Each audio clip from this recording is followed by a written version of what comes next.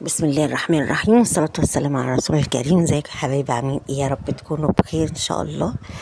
النهارده هنعمل حاجة حلوة جدا، وطبعا كلنا بنحبها، والاسكندرانية بالذات وبس. لو كنت أول مرة تشوفيني يا ريت تشتركي في القناة وتدوسي على زر الجرس وتدوسي على كلمة الكل عشان يوصلك مني كل جديد، وتدوسي لايك للفيديو عشان يرتفع. احنا النهارده هنعمل الكبدة الاسكندراني. طبعا باين من أولها كده احنا بنقشر توم، يبقى الكبدة الاسكندراني يعني توم وفلفل. وكمون طبعا وليمون. فاحنا هنعمل ايه؟ نقينا شويه توم حلوين كده وقشرناهم وحطيناهم في الهون. انا بحب ادق التوم قوي، ما بحبش افرمه في الكبه. بيبقى ريحته احسن وطعمه بيبقى احلى.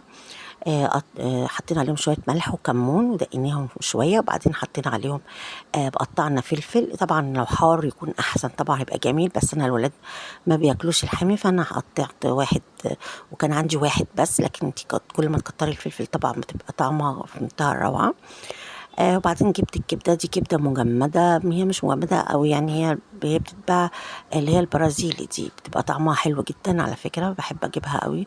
غير بتبقى طريه، لكن في كبده كده بتبقى نوع مش حلو، بتبقى عامله جامده كده، بتبقى عامله زي الخشبه كده، لكن دي طعمها حلو قوي. جبتها وقطعتها كده شرايح صغيره رفيعه اسكندراني يعني. وانا بحب اجيبها شرايح وبعدين اقطعها انا، لان هو بيقطعها زياده على اللزوم، رفيعه زياده عن اللزوم، ومقطعها صغنن قوي، حتت صغيره صغيره، فما بتبقاش حلوه يعني. فانا بحب اقطعها انا. وبعدين جبت الثوم اللي احنا دقيناه. طبعا انا حطيت الاول الزيت، وبعدين حطيت عليه الكبده وتقلبيها شويه لغايه ما كلها تاخد لون، وبتنزل طبعا شويه ميه كده وتشربهم. عشان لو حطينا، وبعدين نحط التوم، عشان لو حطينا التوم من الاول بيتحرق وبيدي طعم مش حلو، بيمرر. لكن التوم في الاخر كده بيدي ريحه حلوه وطعم حلو وبيبقاش مر. نعصر عليهم ليمونتين كده، ونحط تاني ملح وكمون، نكتر الكمون طبعا، ممكن تحطي شطة او تحطي حاجة حامية زي ما انت عايزة. ونحط شوية خل، بس ما جاتش الخل وانا بحطه.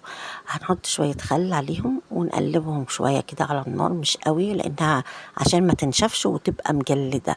كل ما تبقى احسن كده طرية جوسي بتبقى احلى بكتير. قلبناهم بس تقلبتين كده وخلص، وطفينا عليهم النار وغطيناهم. انا هعمل جنبهم النهارده بطاطس بوريه، علشان الولاد النهارده ملهمش مزاج ياكلوا مكرونه. انا بس اللي هاكل مكرونه سباكيتي جنبها. هم عايزين بطاطس بوريه وعايزين يغمسوها بالعيش. فعملت بطاطس بوريه. انا بقشر 3 4 بطاطسات كبار كده واحطهم في الميه، اقطعهم احطهم على الميه يتسلقوا على النار. وبعد كده، بعد ودي ميه المكرونه طبعا، بعد ما تتقطع وتتسلق بتبقى زي المانش شايفه كده، انا بفضي من عليها الميه، بسيب شويه ميه صغننين قوي عشان يتهرس بيهم البتاع، عشان ما تبقاش ناشفه. وبعد كده بهرسهم بالهراسه كده بتاعت البطاطس، ولغايه ما يبقوا بالمنظر ده يتهرسيهم لغايه كويس جدا. وبعدين بنحطهم بقى في بوله، نحط عليهم البهارات اللي احنا عايزينها.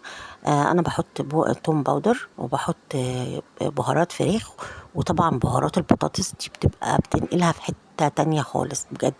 بهارات البطاطس الجاهزه حلوة قوي قوي فيها، بس ما كانش عندي انا، فحطيت بدلها توم باودر، وحطيت بهارات فراخ، وحطيت ملح طبعا.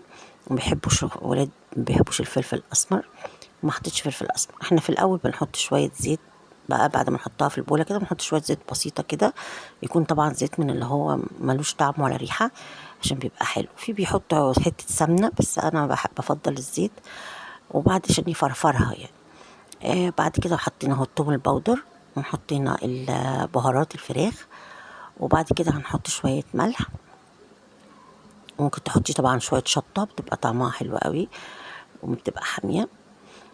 ونقلبها كده، بتبقى خفيفة قوي على المعدة من غير بقى خل وكمون وحاجات كده. دي بتبقى بقى سلطة البطاطس، لكن دي بطاطس بوريه كده خفيفة. ممكن عندك حتة جبنة موتزاريلا، حتة أي نوع جبنة تحطيها تسيح معاها، تبقى برضه بتبقى حلوة قوي. وده شكل الأكل بعد ما عملناه. وطبعا ده البتنجين بتاعنا اللي احنا عملناه من الأول. وبالهنا والشفا، يا رب تعجبكم إن شاء الله، واعملوها وجربوها على ضمانتي. ويا رب تكون ضيفة خفيفة عليكم. السلام عليكم ورحمة الله وبركاته.